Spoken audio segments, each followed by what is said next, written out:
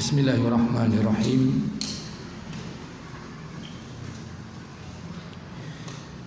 Innal hamdalillah nahmaduhu wa nasta'inuhu wa nastaghfiruh wa na'udzu billahi min shururi anfusina wa min sayyiati a'malina. Man yahdihillahu fala mudilla lahu wa man yudlil fala hadiya lahu. Ashhadu an la ilaha illallah wahdahu la syarika lah wa ashhadu anna Muhammadan abduhu wa rasuluh alladzi la nabiyya ba'dahu. Wa ba'du, yaqulullahu azza wa jalla, ya ayyuhalladzina amanu taqullaha haqqa tuqatih wa la tamutunna illa wa antum muslimun.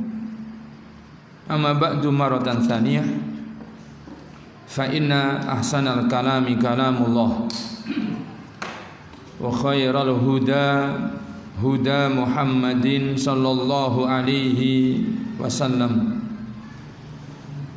wa syarrul umuri muhdatsatuha fa inna kulla muhdatsatin bid'ah wa kulla bid'atin dhalalah wa kulla dhalalatin finnar. Masyiral muslimin wal muslimat, para bapak dan para ibu, para ikhwan, para akhwat, para hadirin, para hadirat, para jamaah sekalian, rahimakumullah. Tidak lupa kepada saudara-saudari, para pendengar dan para pemirsa dimanapun berada, semoga Allah Azza wa Jalla senantiasa mencurahkan hidayah dan taufik kepada kita semuanya. Amin. Pengajian kita pada malam hari ini insyaallah taala melanjutkan pembahasan akidah Ahlus Sunnah wal Jamaah. Masih membaca kitab Lum'atul I'tiqad Al-Hadi ila Sabil Rasyad yang ditulis oleh beliau Al-Imam Muwafaquddin Ibnu Qudamah Al-Maqdisi rahimallahu taala. Pada halaman nomor 31 dari kitab yang ada di hadapan kita ini, beliau Al-Imam Muwafaquddin Ibnu Qudamah Al-Maqdisi rahimahullah ta'ala mengatakan, wa yuhsyarun nasu yaumal qiyamati hufatan uratan ghurlan buhman fayaqifuna fi mawqifil qiyamati hatta yashfa'a fihim nabiyyuna Muhammadun sallallahu alaihi wasallam wa yuhasibuhumullahu tabaraka wa ta'ala. Dan manusia akan digiring dan dikumpulkan di mahsyar kelak di hari kiamat dalam keadaan hufatan, tidak beralas kaki, uratan dalam keadaan tidak berpakaian, ghurlan dalam keadaan tidak berkhitan, buhman dalam keadaan tidak membawa sedikit pun perbekalan. Fayaqifuna fi mauqifil qiyamah, maka mereka pun tegak berdiri fi mauqifil qiyamah, di mahsyar tempat berdiri di hari kiamat, hatta sehingga yasfa'a fihim nabiyyuna Muhammadun sallallahu alaihi wasallam, dan berdirinya manusia di tempat berdiri kelak di hari kiamat yang disebut dengan mahsyar itu dalam tempo atau rentang waktu yang sangat lama, yang sangat panjang, dan itu tidak akan diusaikan melainkan sehingga Nabi kita sallallahu alaihi wasallam memberikan syafaat kepada manusia. Para bapak, para ibu, para jamaah sekalian dirahmati Allah Subhanahu wa taala, telah disebutkan pada pengajian kita yang dahulu keterangan sedikit tentang masalah keadaan mahsyar. Sebagaimana disebutkan oleh Syekh Muhammad Ibn Shalih Al-Utsaimin rahimahullah taala ketika menyebutkan sedikit tentang masalah mahsyar pada hadis yang diriwayatkan oleh Imam Bukhari dan Imam Muslim, telah disebutkan bahwa kelak manusia akan dikumpulkan di mahsyar. Yuhsyarun nasu yaumal qiyamati ala ardin bayda'a afra'a ka qursatin naqi laisa fiha alamun li ahadin. Bahwa kelak manusia di hari kiamat akan dikumpulkan di atas permukaan bumi yang bayda, yang putih, afra, di mana bumi yang ada di hari kiamat itu sangat putihnya, yang sedikit menuju warna kekuningan atau kemerahan. Kaqursatin naqi, sebagaimana qursah, lempengan, kalau aslinya itu seperti roghif, yaitu roti kering yang kita kenal. Roti kering itu seperti biskuit itu, di mana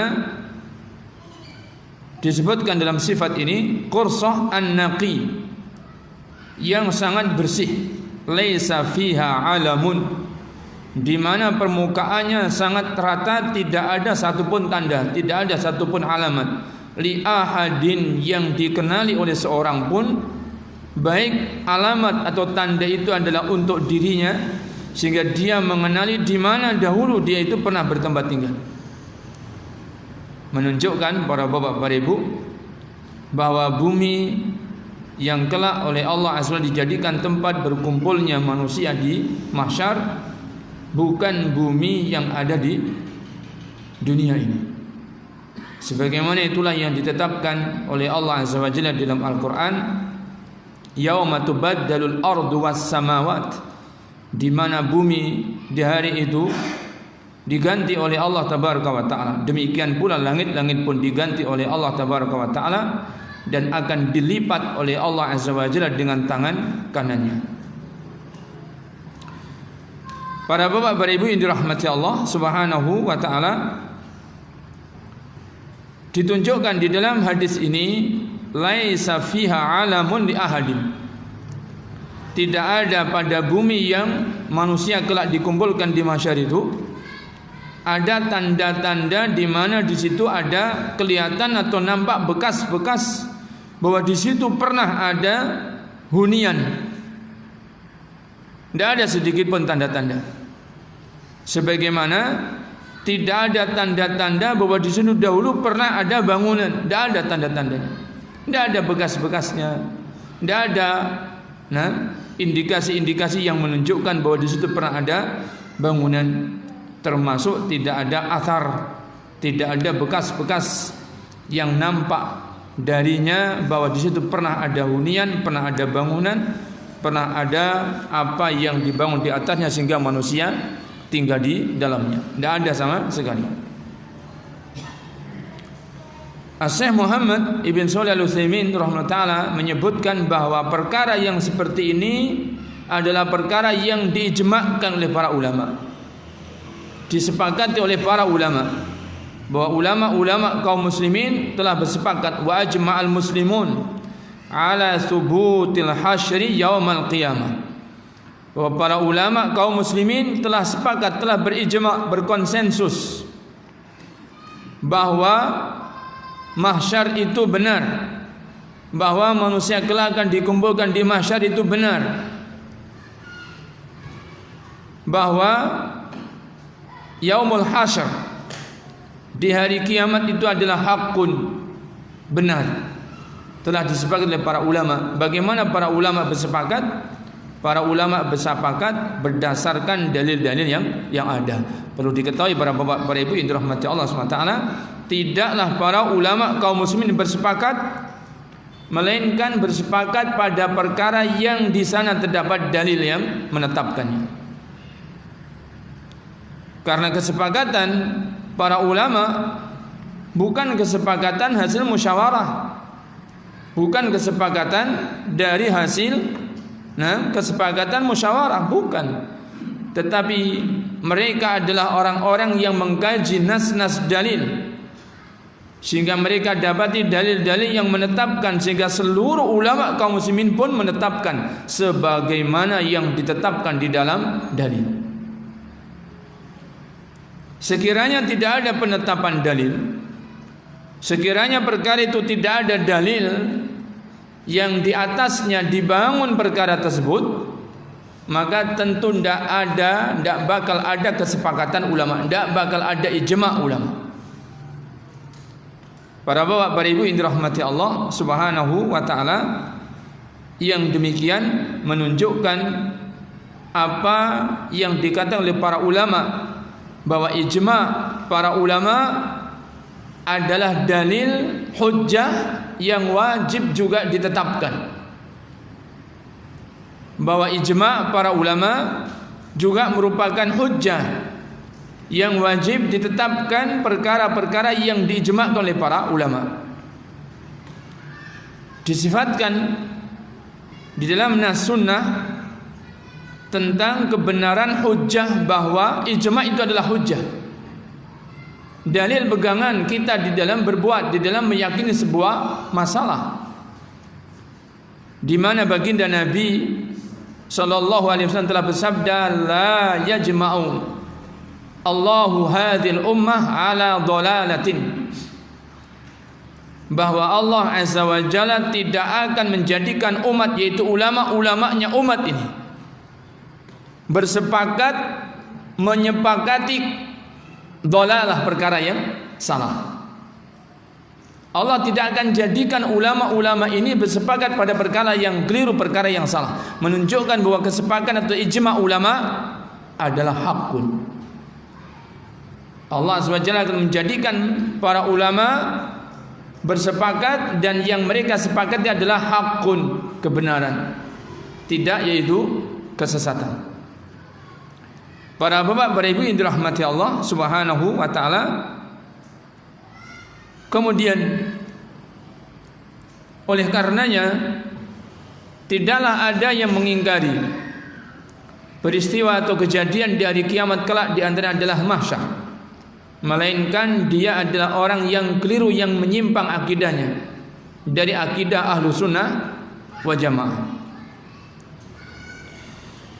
Para bapak, para ibu yang dirahmati Allah Subhanahu wa taala, disebutkan oleh Syekh Muhammad Ibn Shalih Al-Utsaimin rahimahullah taala, wa yusyarun nasu hufatan, dan manusia kelak akan dikumpulkan di mahsyar dalam keadaan telanjang kaki, la ni'ala alaihim, tidak ada sandal yang mereka kenakan.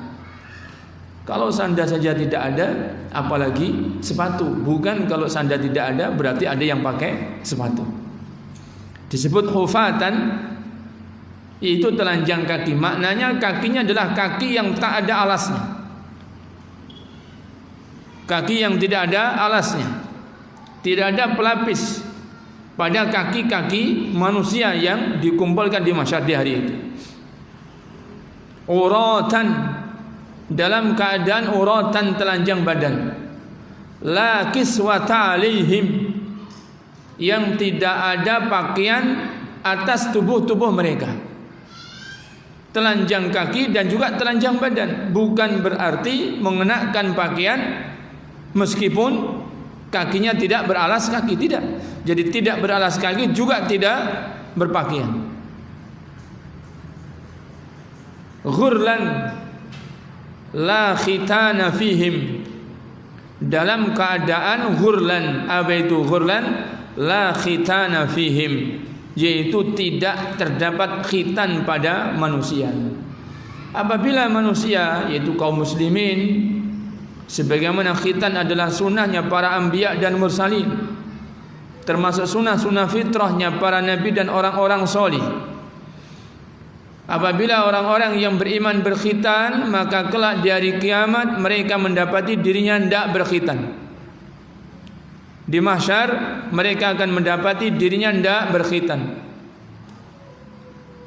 Hal yang demikian disebutkan pendalilannya diantaranya oleh Syekh Muhammad bin Shalih Al-Utsaimin liqaulihi ta'ala, berdasarkan firman Allah tabaraka wa taala yang disebut dalam surat Al-Anbiya ayat 104, kama bada'na awwala khalqin nu'idu, sebagaimana pada kali permulaan kami mengawali penciptaan, nu'iduhu, maka kami akan kembalikan penciptaan sebagaimana kali pertama penciptaan. Sebagaimana manusia itu diciptakan oleh Allah SWT kali pertamanya tidak berkhitan, maka kelak di mahsyar oleh Allah SWT juga akan dikembalikan tidak berkhitan. Para bapak, para ibu yang dirahmati Allah Subhanahu wa taala, mengenai bahwa manusia oleh Allah Azza wa Jalla dikumpulkan di mahsyar dalam keadaan telanjang kaki dan telanjang badan, kita ketahui disebutkan di dalam hadis bahwa kondisi menunggu berdiri di mahsyar menanti dengan penantian yang tak menentu kapan usainya penantian, dalam waktu atau rentang waktu yang sangat lama, yang disebutkan fi yaumin kana miqdaruhu khamsina alfa sanah, di suatu hari yang kadarnya hari itu hitungannya adalah 50.000 tahun sebagaimana hitungan kalian di dunia. Maka begitu lamanya dan sangat lama, dalam penantian yang rentangnya begitu panjang, begitu lama, kondisinya tidak beralas kaki, kondisinya tidak berpakaian, dan Allah Azza wa Jalla menetapkan matahari di hari itu direndahkan. Allah Azza wa Jalla menetapkan matahari di hari itu direndahkan. Disebutkan di dalam nas dalil bahwa matahari direndahkan di atas kepala-kepala manusia di mahsyar, jaraknya mil, hanya 1 mil saja. Para ulama menyebutkan tentang mil ada 2 makna. Mil adalah sebutan untuk menyebut batang celak mata, untuk mengambil bubuk celak mata dari tempatnya. Para ibu dan para bapak yang biasa memakai celak mata untuk pengobatan atau terapi memperbaiki mata pasti tahu bahwa celak mata itu pada tempatnya kemudian ada batang yang untuk mengambil bubuk celak mata dari tempatnya. Itu namanya mil. Itu namanya mil, yang panjangnya kurang lebih tidak lebih panjang daripada jari. Kemudian makna mil yang kedua adalah mil ukuran yang dimaklumi oleh manusia. Ada ukuran jauh atau jarak yaitu 1 mil. Yang kurang lebih jaraknya 1 mil adalah 1,6 km kurang lebihnya. 1 mil. Para ulama menyebutkan bahwa mil mengandung 2 makna ini. Apabila yang dimaksudkan adalah mil, yang itu merupakan batang tangkai celak mata, maka begitu dekatnya jarak matahari di atas kepala manusia. Tidak bisa dibayangkan bagaimana panas dan teriknya. Meskipun ternyata yang Allah kehendaki wallahu a'lam bukan mil, yang itu adalah tangkai untuk mengambil bubuk celak mata dari tempatnya. Yang dimaksudkan adalah 1 mil, yaitu jarak yang dimaklumi oleh manusia, yang kurang lebih adalah 1,6 kilo. Maka juga tetap tidak bisa dibayangkan bagaimana teriknya di hari kiamat, bagaimana panasnya di mahsyar, bagaimana kondisi manusia di mahsyar ketika matahari diturunkan dekat sekali di atas kepala, hanya 1,6 km.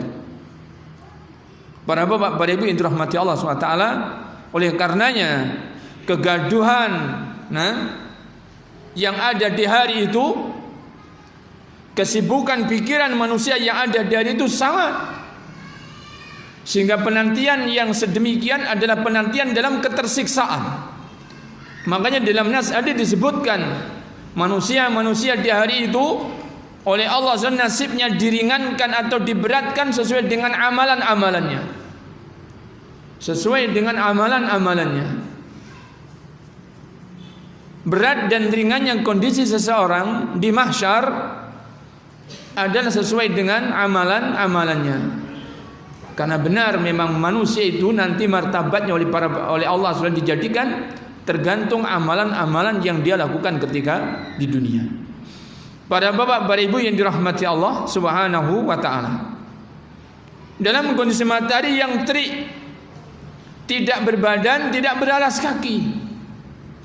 Makanya benar jika manusia di saat itu benar-benar mereka itu mengharapkan untuk segera usai masalah ini. Segera usai masalah ini, yaitu penantian. Padahal apabila mereka usai dari penantian, berdiri tegak di mahsyar, mereka akan memasuki episode hari kiamat yang berikutnya, yang tentu mereka tidak ketahui bagaimana kadar kesulitan dan bagaimana beratnya. Padahal para bapak para ibu rahmatullah disebutkan dalam nas hadis bahwa episode di hari kiamat setelah mahsyar itu lebih berat. Lebih berat. Meskipun demikian manusia di hari itu sudah mereka gaduh, hiruk pikuk, mereka memohon bagaimana caranya mereka segera usai dari mahsyar ini. Sekiranya mereka mengetahui bahwa setelah mahsyar akan lebih berat, bisa jadi mereka tidak memintanya. Tetapi kenyataan di mahsyar adalah sangat berat, sehingga mereka memohon untuk segera diusaikan di mahsyar ini. Segera memohon kepada Allah SWT agar disegerakan mahkamah, dimulai penghisap, dimulai yaitu perhitungan amal, untuk segera diputuskan siapa yang di neraka, siapa yang di syurga. Para bapak, para ibu yang dirahmati Allah Subhanahu wa taala, disebutkan oleh Syekh Muhammad Ibn Shalih Al-Utsaimin rahimahullah taala,